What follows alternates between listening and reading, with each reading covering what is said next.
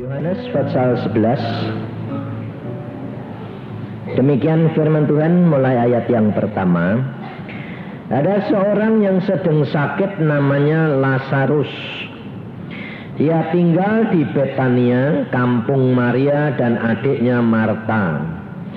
Maria ialah perempuan yang pernah meminyaki kaki Tuhan dengan minyak mur dan menyekanya dengan rambutnya. Dan Lazarus yang sakit itu adalah saudaranya. Kedua perempuan itu mengirim kabar kepada Yesus, "Tuhan, dia yang engkau kasihi sakit." Ketika Yesus mendengar kabar itu, ia berkata, "Penyakit itu tidak akan membawa kematian, tetapi akan menyatakan kemuliaan Allah. Sebab oleh penyakit itu anak Allah akan dimuliakan." Yesus memang mengasihi Marta dan kakaknya dan Lazarus. Namun setelah didengarnya bahwa Lazarus sakit, ia sengaja tinggal 2 hari lagi di tempat di mana ia berada. Tetapi sesudah itu ia berkata kepada murid-muridnya, "Mari kita kembali lagi ke Yudea." Murid-murid itu berkata kepadanya, "Rabi, baru-baru ini orang-orang Yahudi mencoba melempari engkau. Masih maukah engkau kembali ke sana?" Jawab Yesus, "Bukankah ada 12 jam dalam satu hari? Siapa yang berjalan pada siang hari kakinya tidak terantuk, karena ia melihat terang dunia ini. Tetapi jikalau seorang berjalan pada malam hari, kakinya terantuk, karena terang tidak ada di dalam dirinya." Demikianlah perkataannya, dan sudah itu ia berkata kepada mereka, "Lazarus, saudara kita, telah tertidur, tetapi aku pergi ke sana untuk membangunkan dia dari tidurnya." Sampai di sini.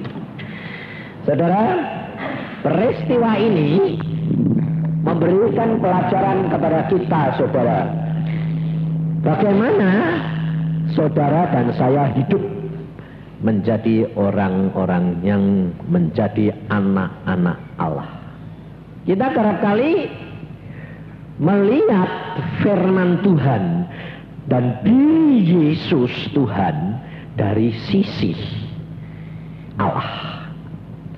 Saudara dan saya harus belajar dari Tuhan Yesus dari sisi manusia.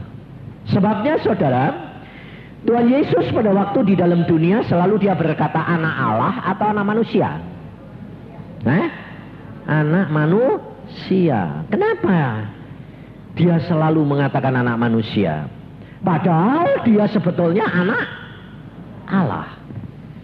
Saudara dan saya kalau mau terkenal, kalau mau mengadakan sesuatu, umpamanya mau menjaring jiwa-jiwa, mau supaya orang banyak bertobat, kira-kira kalau ngadakan advertensi, cerita yang lemahnya atau yang kuatnya? Iya, kuatnya. Contohnya kalau kita mau ngadakan KKR, di brosurnya bilang apa? Ini hamba Tuhan dipakai untuk membangkitkan orang mati, betul? Ya toh? Jadi kuatnya toh, bukan lemahnya toh. Tapi belajar dari Yesus. Yesus dia anak Allah dan anak manusia. Yang diomongkan selalu yang lemah atau yang kuat? Yang lemah. Aku anak manusia, aku anak manusia. Sebab saudara, kalau Tuhan Yesus mau membuat orang itu bertobat, gampang. Dia cuma mengatakan aku anak Allah, lalu dia mengatakan mujizat, bangkit, sembuh, lalu gak punya makan, tak kasih makan, gak punya duit, tak kasih duit. Semua orang ikut dah, bertobat dah.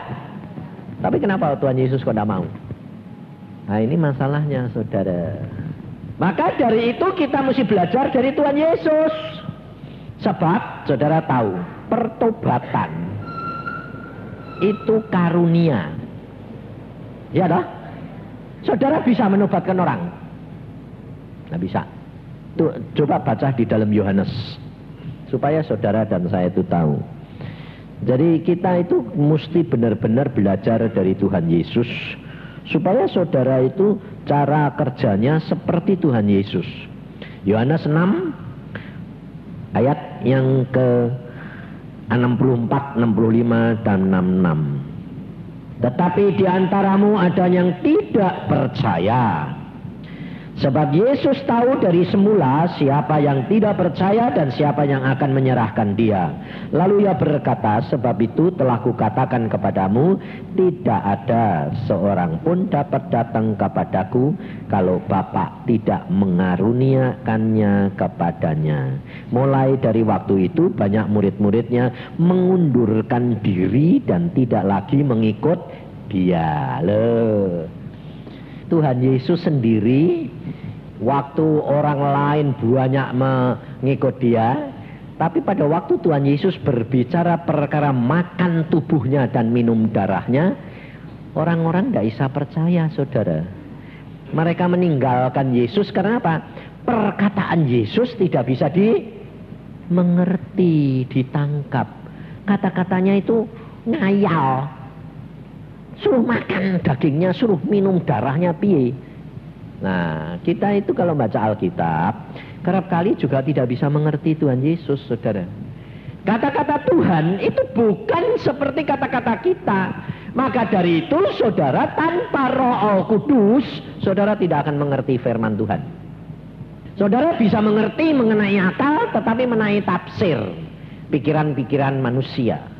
Makanya saya selalu katakan, kalau saudara jadi orang Kristen, saudara harus baca Alkitab sendiri. Saudara harus mengalami akan firman itu. Jangan sekedar cuma dengar, lebih-lebih dengar kesaksian. Saudara ini terus terang jadi orang Kristen loh, lebih seneng dengar kesaksian daripada ngalami firman. Coba contohnya saya tanya, saudara seneng ngalami atau seneng dengar? Pasti kalau di sini itu loh, di dalam gereja ini, tanyain mesti senengnya apa? Seneng ngalami, betul? Betul? Seneng ngalami tak? Karena apa? Karena saudara belum ngerti. Ngalami firman itu enak enggak? Ngalami mujizat. Mujizat apa? Sembuh dari sakit. Sakit apa? Kanker. Kanker dulu atau sembuh dulu?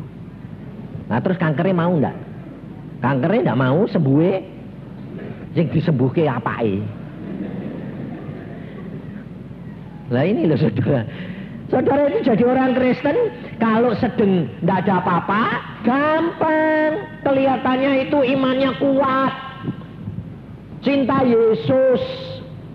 Itu biasa.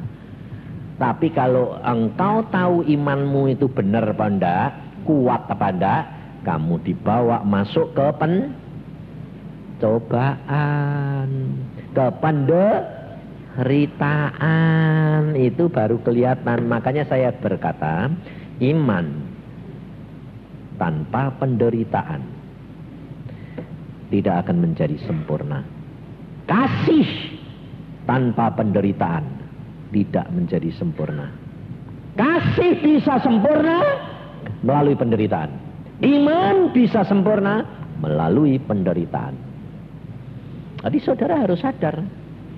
Makanya kalau baca Alkitab, mesti perhatikan bagian saudara dan bagiannya Tuhan. Bagian Tuhan, saudara tidak perlu khawatir. Karena apa? Tuhan tidak pernah bohong. Tuhan itu setia. Tetapi bagian saudara dan saya manusia yang harus melakukan, itu saudara harus perhatikan. Nah, bagian manusia yang mana? Yang dilakukan Yesus selama di dalam dunia. Jadi saudara harus beda. Sekarang Yesus duduknya di mana? Di surga sebagai Allah. Tapi pada waktu dia di dalam dunia, dia sebagai apa? Manusia. Itu perhatikan. Maka Tuhan Yesus berkata, aku anak manusia. Karena dia ingin memberi contoh kepada saudara dan saya. Karena dia berkata, belajarlah kepadaku. Aku memberi kamu teladan. Aku gurumu, aku memberi kamu teladan. Nah, jadi saudara bisa niru dia, ya toh? Tapi saudara bisa sama dengan dia apa enggak? Enggak bisa. Enggak ada manusia yang bisa sama dengan dia. Maka saudara harus tahu, kita kerap kali itu mau seperti dia, tetapi kita tidak menyadari bahwa tidak ada manusia yang bisa seperti dia. Padahal Tuhan Yesus berkata, hendaklah engkau sempurna karena Bapakmu sempurna. Itu kata-kata itu saudara harus tahu, itu tidak bisa dicapai di dalam dunia, tapi dicapai pas nanti saudara pindah dari dunia ke surga sempurna. Nah, jadi pas mati kletek gitu loh. Itu sempurna. Sebab kalau tidak sempurna tidak boleh masuk surga. Nah, jadi beda saudara. Maka dari itu saudara belajar. Tuhan Yesus berkata begini, coba di dalam ayat tadi. Pada waktu Tuhan Yesus mendengar berita bahwa Lazarus sakit, Tuhan Yesus berkata apa? Penyakit itu tidak bawa kematian, tapi bawa apa? Kemuliaan. Nah, kira-kira kalau saudara dapat dengar suara Tuhan, saudara berkata sama Tuhan, Tuhan, ini Lazarus ini sakit Tuhan. Tuhan berkata, penyakit itu tidak membawa kematian, tapi membawa kemuliaan. Pikiran saudara, Lazarus bakal mati apa enggak? Enggak toh? Pikiran saudara, dia tidak bakal mati, tapi kenyataannya, lalu imanmu rontok enggak? Pasti rontok. Karena apa? Karena lihat kenyataan saudara. Maka dari itu saudara dan saya belajar dari Tuhan Yesus. Tuhan Yesus hidup, bertindak pada waktu di dalam dunia. Dia tidak tergantung dari apa yang dilihat oleh mata dan didengar oleh telinga, tapi dia tergantung kepada pimpinan Roh Kudus. Tuhan Yesus memberi contoh. Kenapa? Karena dia ngomong, kalau saudara dan saya percaya kepada dia, saudara dan saya akan melakukan perkara-perkara yang Yesus lakukan. Bahkan dikatakan lebih besar loh. Berarti kamu kalau dikatakan kamu akan melakukan perkara-perkara yang lebih besar daripada yang aku lakukan, berarti hebat kamu atau hebat Yesus? Ya hebat Yesus, tetap jangan bilang hebat kamu. Sebab yang melakukan siapa? Roh Kudus, bukan kamu. Nah, Yesus pada waktu di dalam dunia yang melakukan mujizat Yesus atau Roh Kudus? Baca di Lukas. Makanya Tuhan Yesus itu bilang anak manusia itu supaya saudara itu tahu. Dan dia berkata, aku memberi contoh dan teladan. Baca Lukas 5 ayat 17. Pada suatu hari ketika Yesus mengajar, ada beberapa orang Farisi dan ahli Taurat duduk mendengarkannya. Mereka datang dari semua desa di Galilea dan Yudea dan di Yerusalem. Kuasa Tuhan menyertai siapa? Yesus. Sehingga Yesus dapat menyembuhkan orang sakit. Siapa yang ngadake mujizat siapa? Kuasa Tuhan. Kuasa Tuhan itu siapa? Roh Kudus. Makanya Yesus berkata, kalau engkau percaya kepadaku, engkau akan melakukan perkara-perkara yang seperti aku lakukan, bahkan lebih besar. Bukan berarti saudara lebih dari Yesus, tapi apa yang dilakukan oleh Roh Kudus melalui Yesus sama dengan Roh Kudus yang melalui kita. Mengapa saudara Tuhan Yesus berkata, kamu akan melakukan perkara-perkara yang lebih besar? Sebab apa? Sebab nanti kalau Tuhan Yesus pergi, maka yang melakukan semua 100% Roh Kudus. Dan akhir zaman Roh Kudus akan dicurahkan 2 kali lipat, sehingga saudara dan saya bisa melakukan perkara yang lebih besar. Contohnya, Tuhan Yesus pada waktu di dalam dunia, Tuhan jalan, kena bayangannya saja orang-orang sembuh pada. Sembuh, ngawur. Enggak ada. Alkitab bilang Yesus jalan, bayangannya menyembuhin orang. Enggak ada. Yesus bertindak selalu sembuh. Didoain baru sembuh. Tapi Petrus enggak usah doain. Petrus jalan, orang sakit di pinggir jalan, dia lewat, bayangannya sembuh. Loh, Petrus bisa, ada ayatnya. Ngawur, makanya baca Alkitab bener. Jadi sebetulnya Petrus sama Tuhan Yesus hebat mana? Ya hebat Yesus tetap sama. Wong yang hebat itu siapa? Roh Kudus. Ngawur, hebat Petrus. Kalau kamu bilang hebat Petrus ya berarti cara berpikirmu tetap kayak manusia meneh. Saudara, makanya saudara jangan terpancang kepada orang yang dipakai Tuhan berkarunia lalu dia bisa membuat mujizat. Jangan terpancang kepada manusiawinya. Sebab apa? Sebab kalau kamu terikat sama terpesona kepada manusianya, saudara itu memasang tali gantungan. Buat siapa? Buat dirimu sendiri. Betul, kamu sendiri sama hamba Tuhan yang dipakai. Dua-dua mau pasangi tali gantungan. Buat dirimu sendiri kenapa? Karena Tuhan berkata terkutuk orang yang berharap pada manusia. Jadi buat dirimu sendiri terkutuk toh? Tapi buat hamba Tuhan celaka. Karena apa? Kalau orang itu lebih percaya sama kamu, Tuhan Yesusnya cemburu. Lalu dia bilang, kamu ya yang bisa membuat itu. Bukan, nyatanya kamu yang dihargai, kamu yang dipuji-puji. Rasain lu nyuri kemuliaanku. Ditendang oleh Tuhan. Saudara? Maka dari itu hati-hati. Maka kerap kali saya itu kalau melayani anak-anak Tuhan, saya itu galak, saudara. Tapi anak-anak Tuhan itu belum bisa berubah terus. Digalai ya dablek itu. Tetap ngotot terus. Aku bilang sembahyang dewek. Dia bilang, loh Pak, tidak bisa sembahyang. Banyak saudara yang selalu bilang gitu. Sembahyang dewek, tidak bisa sembahyang Pak. Sembahyang kok tidak bisa. Sembahyang itu bukan nyusun kata-kata, bukan ngomong apa adanya itu loh sama bapakmu. Makanya ada orang, kemarin saya ditemui orang Kediri itu. Ada orang yang tidak ada di sini. Dia bilang gini, saya Pak, ini loh yang telepon sama kamu, sama Pak Yusa. Terus, nah ini suamiku ini loh.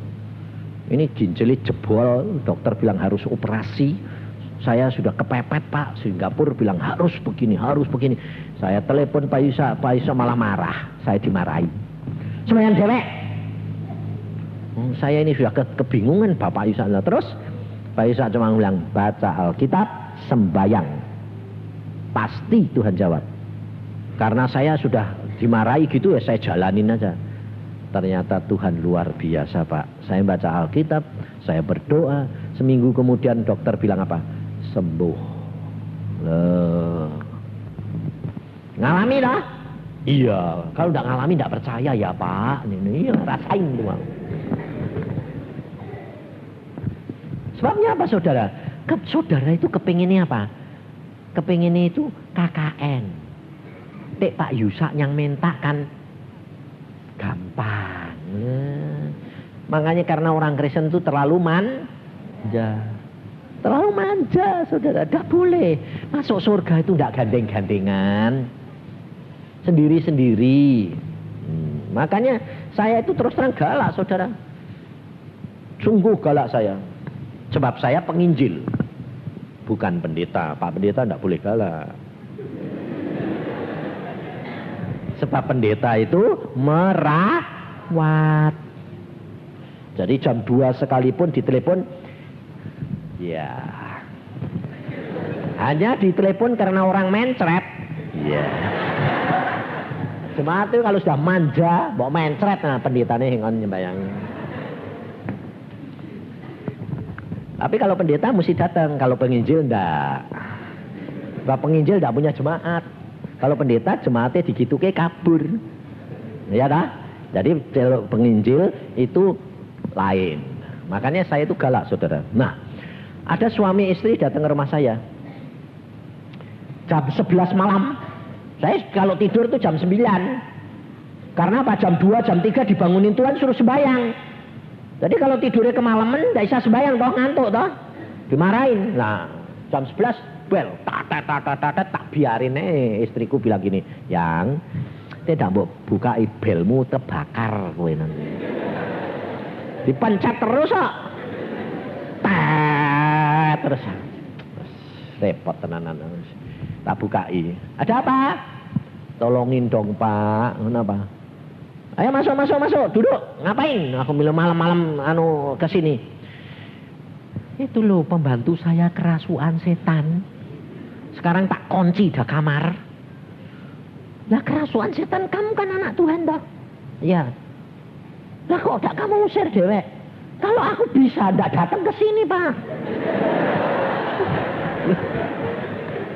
Loh, logikanya bener ndak? Bener, tapi salah. Lalu saya bilang, ayo sembahyang. Nah, jadi ndak langsung nggak usir gitu ndak. Sembahyang, saya tanya Roh Kudus, saya sembahyang, ya sembahyang. Aku sembahyangnya gini, Tuhan, Engkau nyuruh aku ngusir ndak?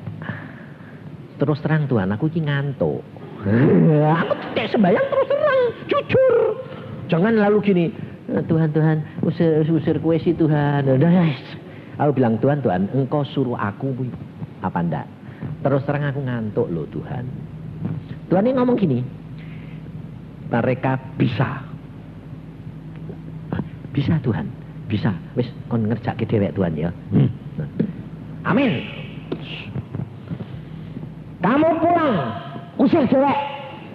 Kamu bisa. Melotot dua-dua saudara. Bunder-bunder motone. Yang ndak bisa tahan yang suaminya apa istri ini? Perempuan. Langsung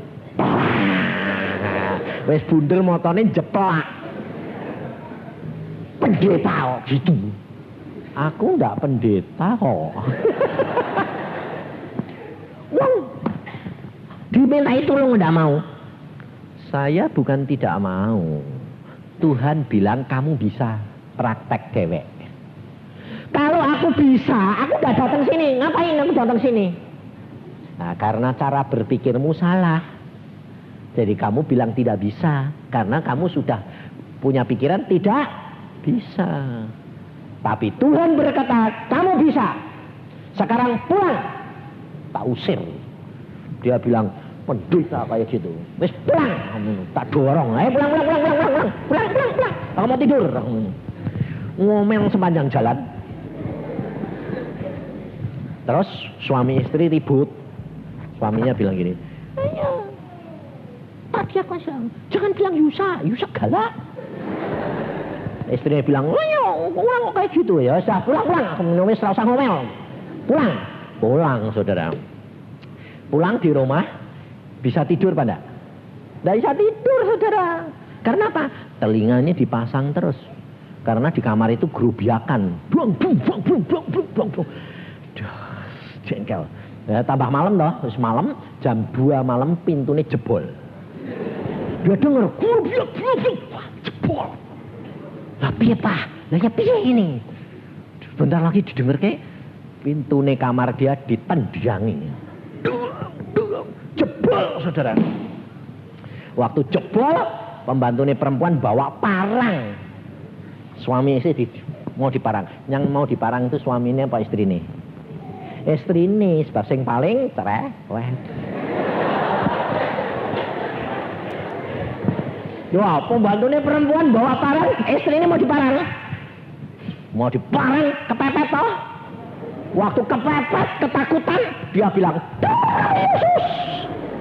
Pembantu ini jeblak, jatuh, sadar. Lalu suami bilang, loh mah, bisa. Pembantu ini sadar, saudara. Terus parangnya diambil. Malah pembantu ini bilang gini, loh, Nyah, aku kok di kamarmu, Nyah? Ngapain, Nyah? Kamu ngapain? Bawa parang segala. Masuk? Enggak, udah sana tidur. Tidur, saudara, sembuh. Habis itu bisa tidur lagi enggak? Enggak, karena apa ribut lagi? Lah iya mah, kowe tadi Yusak bilang bisa, kowe ribut aku ribut lah. Sekarang piye ini? Malu enggak? Nyatanya bener bisa enggak? Bisa. Pagi-pagi 5:30 muncul lagi ke rumah saya. Ngetet meneh, tet pikir sapa toh? Nyonya itu meneh. Waduh repot. Aku pikirannya sudah negatif toh ya. Oh, usah habis maki-maki ya. Mesti kok meneh wah repot iki. Tak bukai. Ada apa? Suaranya sudah halus. Maaf Pak. Oh ya mestinya bener sih tak bukai. Piye aku minum? Ternyata bisa Pak. Minta ampun Pak. Ternyata kok ya bisa. Percaya ora kowe? Tidak ngalami itu ndak percaya kok Pak. Ngerti ndak? Yang bikin kamu ndak bisa sebab apa? Pikiranmu belum sudah bilang tidak bisa. Makanya orang Kristen tuh kerap kali di apa? Dipepet sampai gepeng. Sudah ndak ada jalan keluar, baru bertindak. Kowe mau dipepet-pepet? Ndak mau dah? Kalau ndak mau, ya percayalah bahwa Tuhan itu menyayangi kamu sama Tuhan menyayangi saya sama. Jangan berharap pada manusia. Nah, caranya bagaimana? Caranya begini. Di dalam kamu menghadapi masalah, langsung berdoa pada Yesus. Berdoa, hadapkan secara nyata, gampang, terus terang. Tuhan, keadaanku kok gini, cerita gitu loh. Jangan, sembayangnya jangan gini, jangan bilang gini. Kan engkau maha tahu Tuhan, gak usah tak cerita, ini sudah tahu. Gak boleh saudara. Tuhan di dalam Alkitab berkata apa? Mari kita berperkara supaya didapati kamu benar.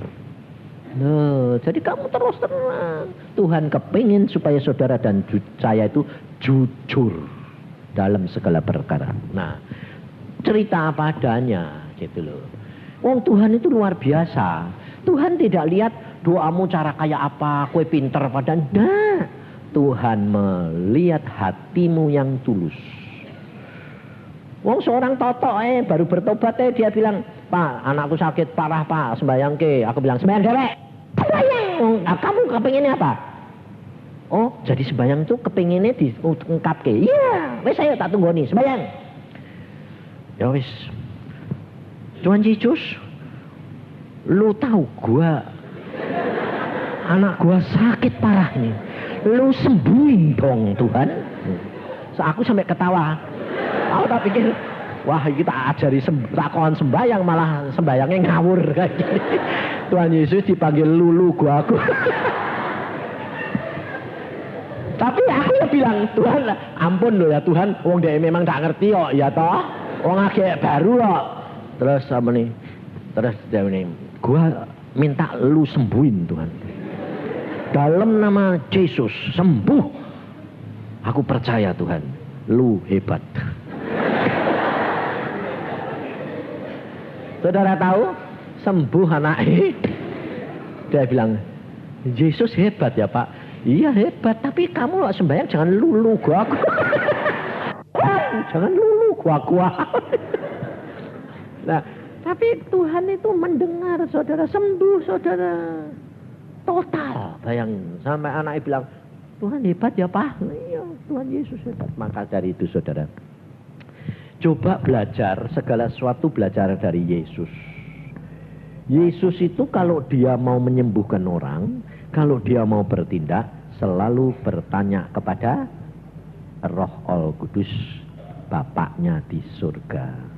Coba kalau saudara jadi Maria dan Marta, dikasih tahu Lazarus sakit Tuhan, orang yang kau kasihi sakit, Tuhan Yesus sengaja ngundur.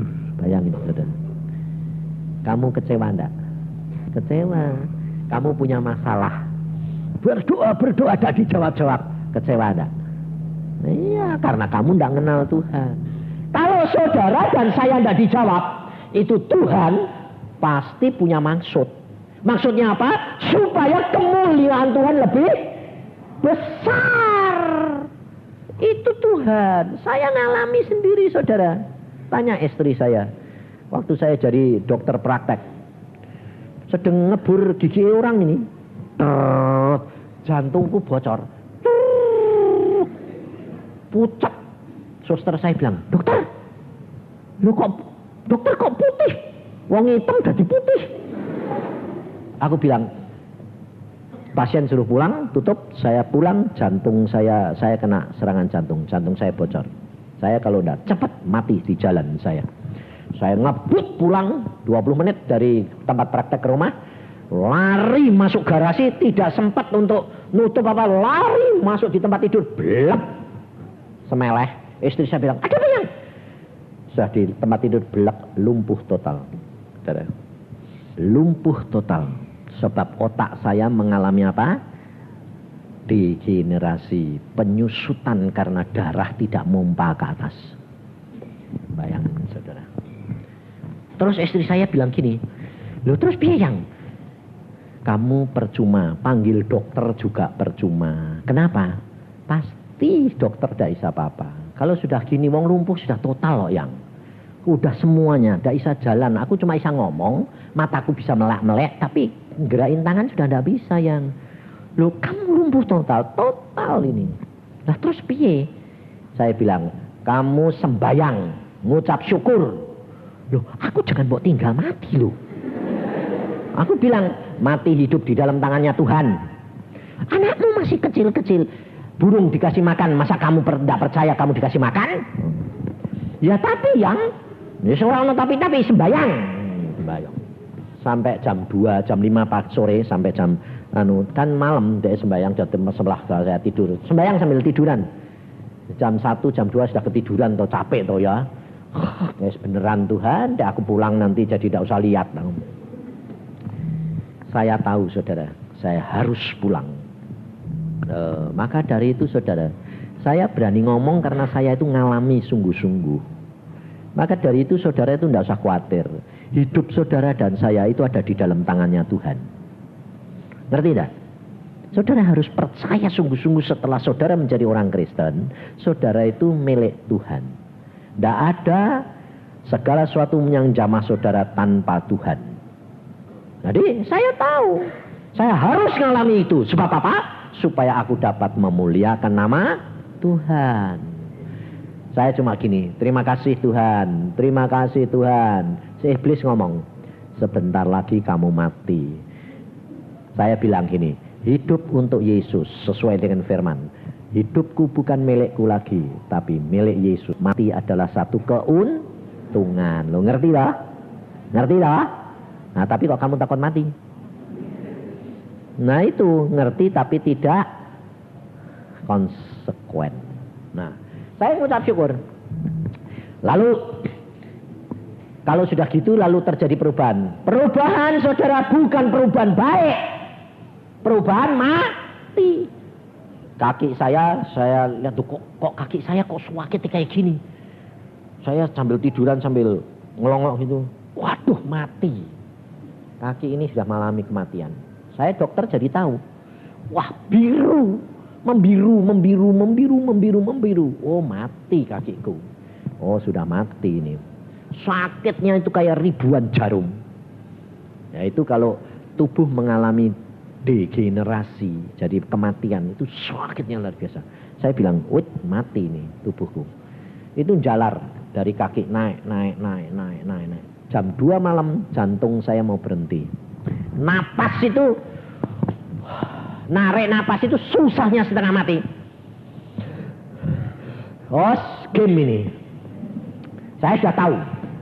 Tuhan terima kasih, sebentar lagi game ini. Pasti saya bilang.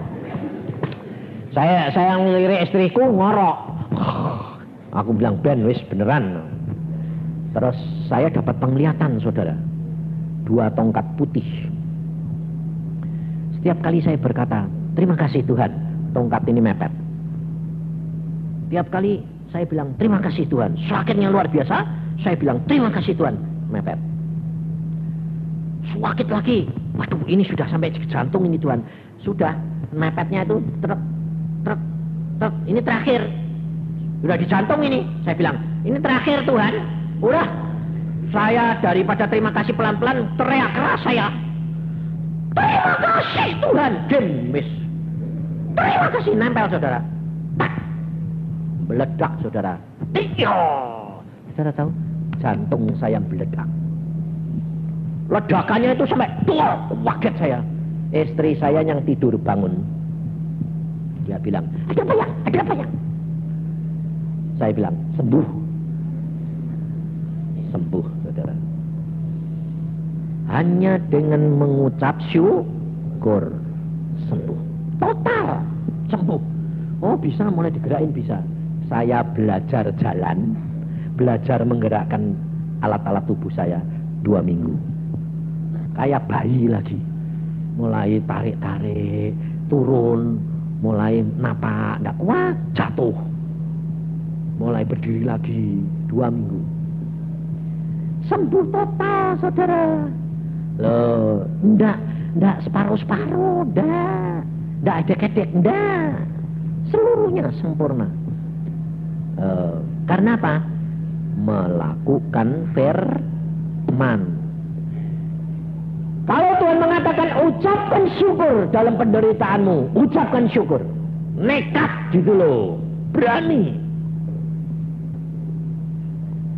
Saya itu ngalami semua. Makanya saya tahu kalau kadang-kadang tuh baca ini saya bilang, Tuhan, engkau sengaja mundur-mundur. Itu saya alami, saudara. Ginjal, duduk 1/4 jam tidak pernah kuat. Itu jalan kira-kira 6 bulan sampai setahun. Aduh rasanya Tuhan, ginjalku ini jebol. Jebol Tuhan. Ini batu nih koyok gini, mesti tidak bisa jalan ini aku. Mau naik mobil saudara, 1/4 jam mesti jalan. Turun, kencing, ganti naik, istirahat dulu. Satu saat saya bilang, Tuhan tidak kuat aku, sudah tidak kuat. Sudah, aku mbok suruh mati ya oke, mbok suruh apa pokoknya tidak kuat Tuhan. Cuma gini toh, mengucap syukur sudah, cuma satu permintaan aku, buat aku tidur.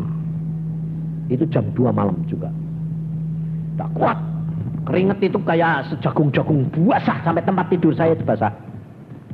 Saya bilang, Tuhan, ini sudah maksimal. Alkitab berkata, engkau tidak akan mencobai aku lebih dari kekuatanku. Pada waktunya engkau berikan jalan keluar. Oke Tuhan, aku sudah menanggung semua. Aku mengucap syukur, hanya berikan aku bisa tidur sebentar saja. Les hilang saya. Entah saya pingsan, entah saya tidur, saya tidak tahu. Tapi jam 5 dibangunin sembahyang. Jam 5 bangun saudara. Saya itu tidak yakin kalau saya hidup. Saya bilang, saya di mana ini? Tadi malam saya mati.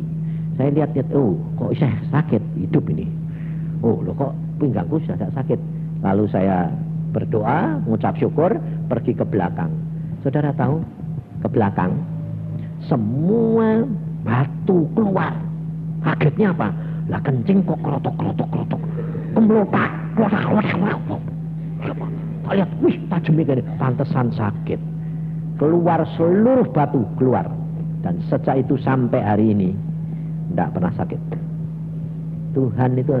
Tapi kalau dia mau membuat mukjizat, mesti apa? Mentoksik. Nah, itu iman. Ngerti saudara? Tapi saudara kerap kali apa? Jangan mentoksik gitu loh Tuhan. Belum mentok sudah ditolong. Loh itu bukan iman saudara. Makanya saudara mesti ngalami sendiri. Lazarus coba.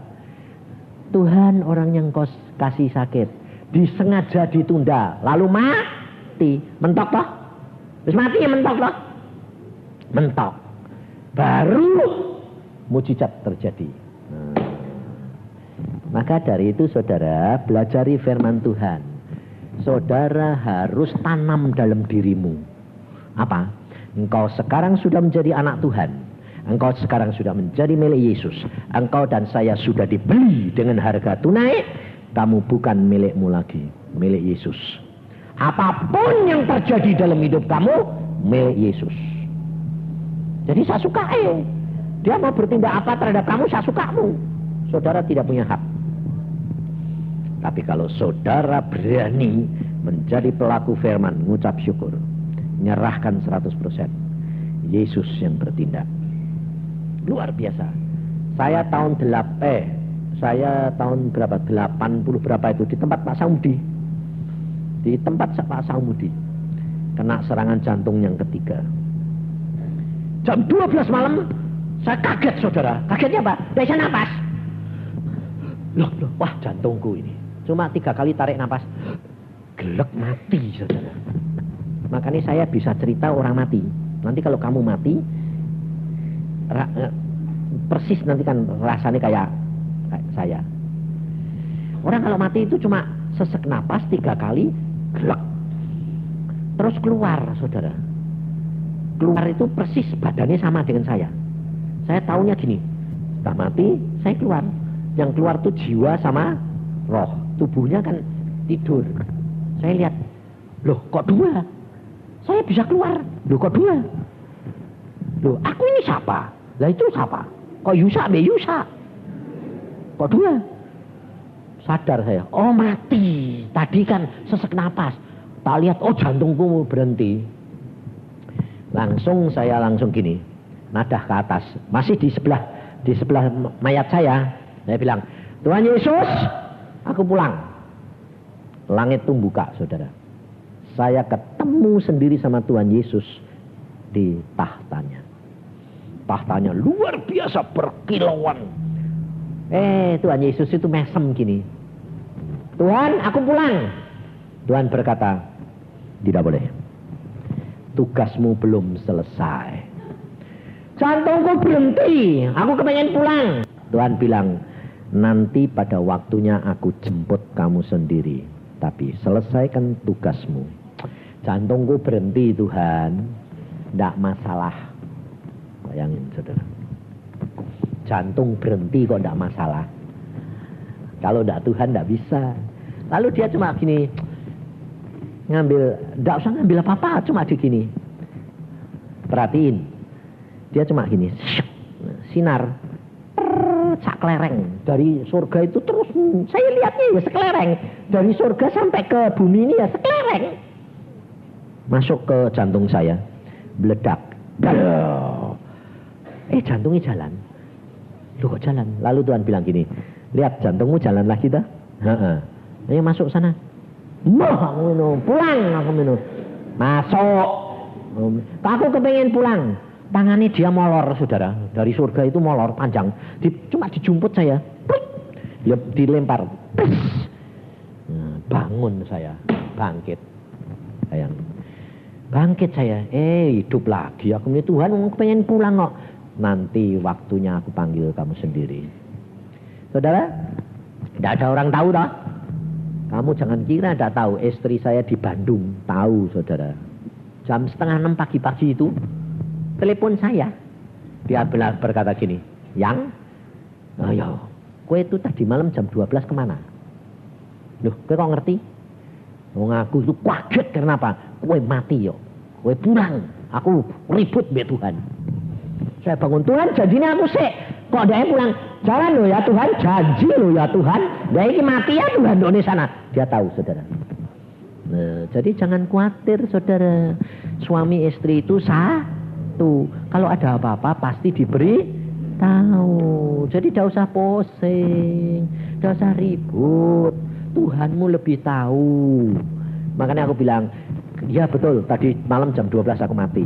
Nah terus Tuhan bilang suruh balik. Nah iya, balik toh. Nah, Makanya dari itu saudara, tidak usah takut, tidak usah khawatir. Hidup kekristenanmu semua ada di dalam tangan Dia. Tapi yang menjadi penghambat apa? Cara berpikirmu yang kurang percaya. Itu yang menyebabkan Tuhan tidak bisa berkarya dalam hidup saudara dan saya. Tapi kalau saudara percaya, serahkan, tunggu waktunya Tuhan, Dia berbicara, lakukan, semua akan jadi. Karena Dia Allah yang luar biasa, ajaib sungguhan. Saya ngalami saudara, anak-anak, istri, apa saja saya ngalami. Mati, hidup lagi. Istri saya, ibu saya itu diundur mati, diundur 3 kali. Loh. Waktu di Jepara, ibu saya ditelepon sama saudara-saudara saya. Papa, Sin pulang. Kenapa? Mamah koma. Sudah seminggu. Dan semua anak-anak sudah datang karena dokter berkata, dia pasti mati. Diabetes. Koma. Seminggu. Dokter bilang, pasti mati. Tinggal tunggu anaknya yang terakhir. Yang belum pulang saya. Saya sembahyang. Tuhan, aku harus pulang dah. Loh, saya selalu meskipun ibuku dewek, yang saya sayangi, tetap saya tanya Tuhan. Sebab saya belajar dari Tuhan Yesus. Saya doa gini, Tuhan, aku boleh pulang sekarang. Tuhan jawabnya gini, kalau kamu pulang sekarang, ibumu, kamu datang langsung ibumu mati. Loh, kenapa Tuhan? Sebab aku mau supaya kamu menyelesaikan tugasmu dalam penginjilan. Oh ya wes, tak pulang saudara saya. Kakak saya marah. Dia bilang gini, telepon anak puthau, mamai sakit, tinggal nunggu kamu mau mati. Ini ndak mati-mati karena kamu ndak datang. Lah saya jawabnya malah ketak balik. Cici, kamu kepingin mamah mati atau hidup? Ya hidup kalau bisa. Jangan suruh aku pulang. Loh kenapa? Tuhan ngomong kalau aku pulang sekarang, mamah mati sekarang. Ya wis, jangan pulang. Jadi diwalik malah rantuk mulai saya ini saudara. Jadi saya tidak pulang. 2 minggu kemudian Tuhan ngomong, sudah selesai pelayanan. Tuhan bilang, sekarang kamu pulang dengan istri dan anak-anakmu dan bangunkan ibumu. Sudah, saya pulang sampai di Jepara. Saya tidak langsung nemuin mama. Nah ini loh saudara, pulang sampai itu jangan masuk menemui mamahmu. Masuk kamar sembayang dulu. Tuhan, terima kasih aku sudah sampai sini. Apa yang aku harus lakukan Tuhan? Loh, Tuhan ngomong-ngomong, pergi ke kamar mamahmu, bangunin. Ya sudah. Aku pergi ke sana, papa, mama, dan adik-adik ada. Saya bilang, Mah, tak cablek gitu tok dodone. Mah, bangun. Melek. Loh, kok teko nang. Lalu caci saya bilang, anake lanang teko terus tangi. Kok anake lanang teko? Tuhan Yesus yang membangkitkan. Melek saudara. Kok teko nang? Kowe iku lah ngapain kok tidur terus? Aku enggak rasa apa-apa kok nang, tidur terus. Sudah bangun. Kowe itu sudah 3 minggu ngerti nang? Mati ora urip ora. Mosok sih nang? Iya. Lah kowe itu nakal apa? Kencing manis tapi enggak mau diet. Mangane itu nasi tart. Dek minum mesti pakai setrup. Aku bilang kowe itu lho, mbok tanya Tuhan sembayang. Lho wong kepengin ngono. Mamah itu buandeli setengah mati, kencing manis tapi nakali setengah mati. Saudara di Cirebon, yang itu sudah hidup lagi di Cirebon saudara, karena gara-gara kencing manis itu luka belakangnya lutut itu tidak bisa sembuh sampai akhirnya tulangnya kelihatan. Lalu dokter bilang ini mesti diamputasi saudara. Saya bilang, nah kowe itu memang nakal kok mah. Wong wis ngerti kencing manis kok ya gulo terus mangane. Awis ben lah nang hidup cuma sekali ya. Aduh tobat aku. Aku bilang, "Mah, kamu kan suka sembahyang baca Alkitab toh?" Ya. Kamu nanti mati kayak Lazarus. Buorokan kabeh ngerti ra aku ngono. Terus dia bilang gini, jangan Anang, makanya sembayang dia. Tuhan Yesus, aku bertobat lah. Habis ini aku udah makan setrop. Loh, biasa sederhana mamah itu. Tapi aku udah mau mati kayak Lazarus Tuhan. Ini piye, mosok kakiku mau dipotong? Jangan ya Tuhan ya. Piye ini sembuhin dong Tuhan. Loh, saudara, sembayangnya sederhana. Tuhan bilang apa? Beli norit. Tahu norit? Buat obat apa? Perut. Obat diare. Beli norit sekaleng. Terus apa? Tempelin di borokmu. Tulangnya kelihatan. Ditempelin norit sablek. Loh, lalu bilang, nah, terus piye Tuhan? Tempelkan terus bungkus. Diperban. Jangan dibuka-buka. Dia itu nekat saudara. Beli norit. Sablek. Digerus. Ditempel ke kabeh. Plok. Bungkus. Dibungkus saudara. Wes, dokternya datang.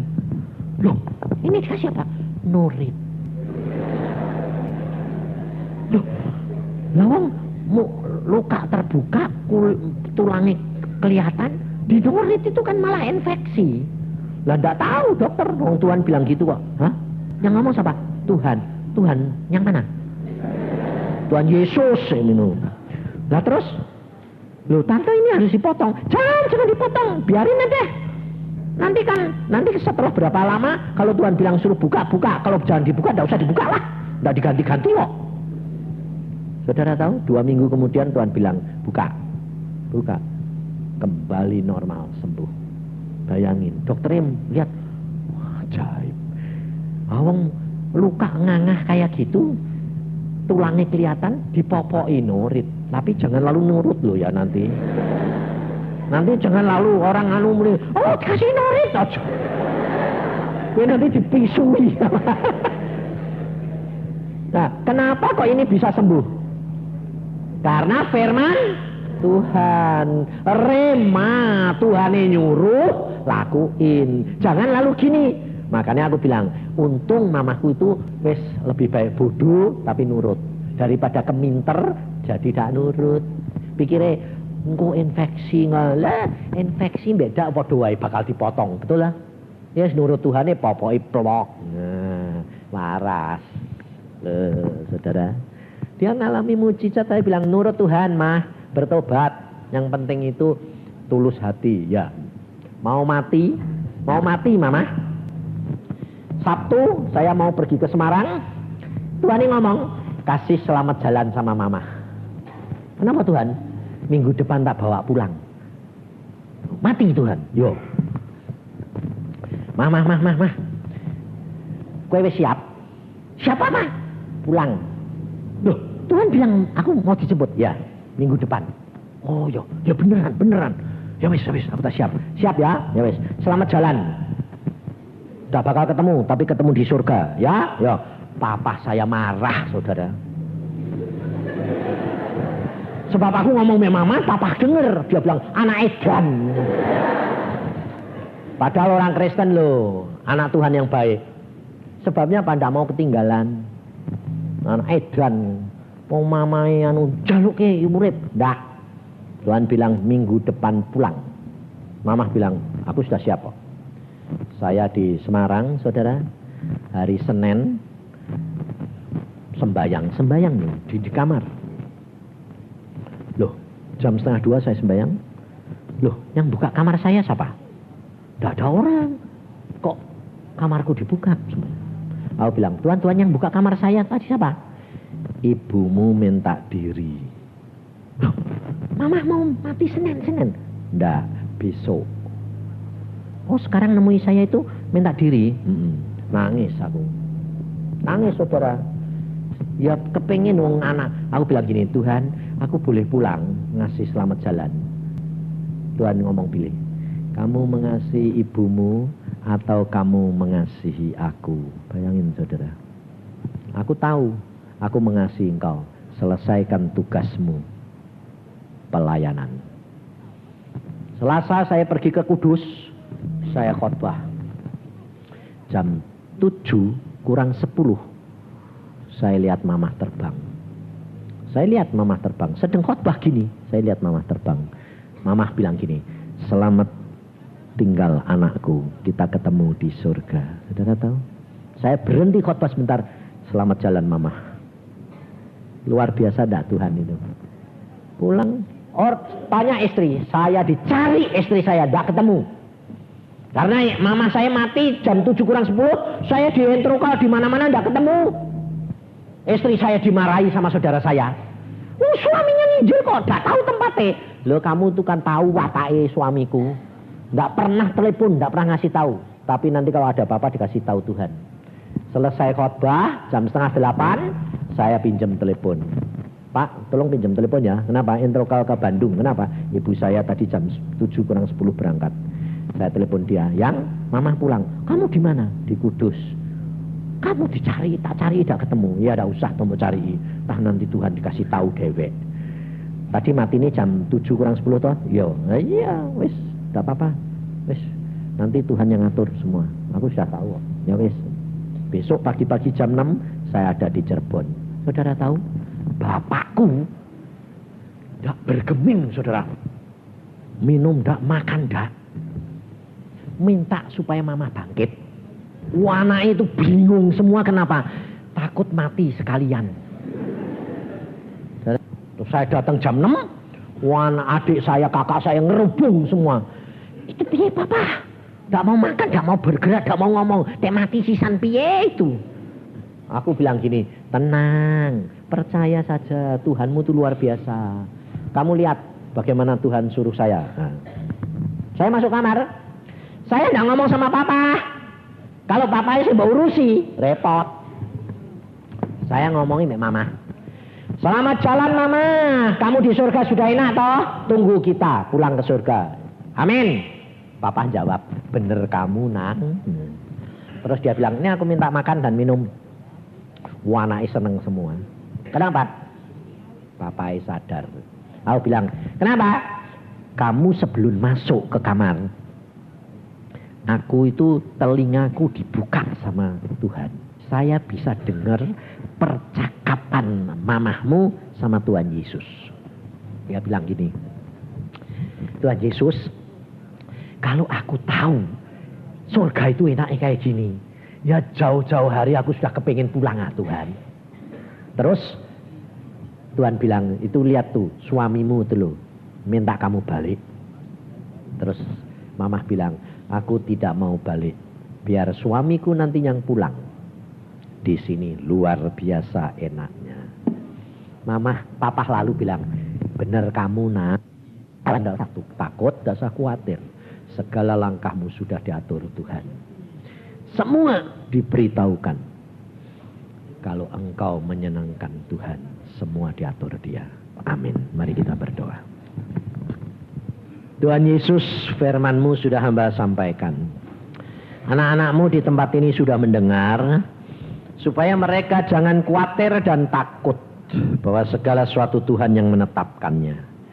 Kami mengucap syukur Tuhan, karena kami menjadi milik-Mu dan kami boleh tenang, percaya bahwa Engkaulah yang memeliharakan kami.